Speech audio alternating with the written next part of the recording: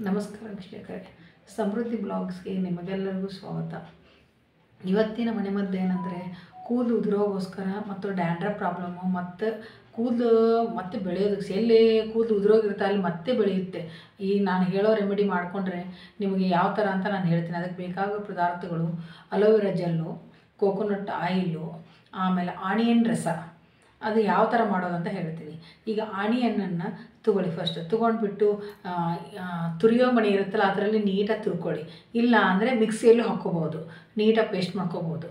Paste ಮಾಡ್ಕೊಂಡು ಆದಮೇಲೆ ಒಂದು ಟೀ ಫಿಲ್ಟರ್ ಇರುತ್ತಲ್ಲ ಅದರಲ್ಲಿ ಇದನ್ನು ಮಾಡಿ ಜರಡಿ ಹಿಡ್ರಿ, ಅವಾಗ ರಸ ಬರುತ್ತೆ. ಆ ರಸದಲ್ಲಿ ಅಲೋವೆರಾ ಜೆಲ್ಲನ್ನು ಒಂದು 2 ಸ್ಪೂನಷ್ಟು ಅಲೋವೆರಾ ಜೆಲ್ ಹಾಕ್ಕೊಳ್ಳಿ. ಆಮೇಲೆ 2 ಸ್ಪೂನಷ್ಟು ಕೋಕೋನಟ್ ಆಯಿಲ್ ಹಾಕ್ಕೊಳ್ಳಿ. ಈ ಮೂರನ್ನು ನೀಟಾಗಿ ಮಿಕ್ಸ್ ಮಾಡ್ಕೊಳ್ಳಿ. ಮಿಕ್ಸ್ ಮಾಡಿಕೊಂಡು ನಿಮ್ಮದು ತಲೆ ಬುರುಡಕ್ಕೆ ಆಮೇಲೆ ನೀಟಾಗಿ ಕೂದಲಿಕ್ಕೆ ಪ್ರತಿಯೊಂದಕ್ಕೂ ನೀಟಾಗಿ ಅಪ್ಲೈ ಮಾಡ್ಕೊಳ್ಳಿ. ಅಪ್ಲೈ ಮಾಡಿಕೊಂಡು ಒಂದು 1 ಅವರನ ಮಿನಿಮಮ್ ಬಿಡಿ.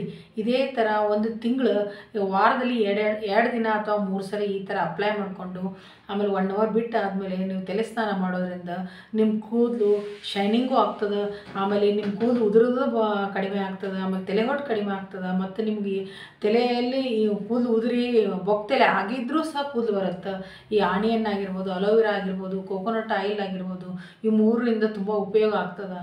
ಆಮೇಲೆ ನಿಮಗೆ ಇದು ಇಷ್ಟವಾಗಿದ್ರೆ ಲೈಕ್ ಮಾಡಿ ಮತ್ತು ಶೇರ್ ಮಾಡಿ, ಸಬ್ಸ್ಕ್ರೈಬ್ ಮಾಡ್ಕೊಳ್ಳಿ ಮತ್ತು ಪಕ್ಕದಲ್ಲಿರುವ ಬೆಲ್ ಐಕಾನ್ನ ಪ್ರೆಸ್ ಮಾಡಿ. ಮತ್ತು ನಿಮಗೆ ಮುಂದಿನ ವಿಡಿಯೋ ನಿಮ್ಗೆ ನೋಟಿಫಿಕೇಷನ್ ತೋರಿಸ್ತದೆ.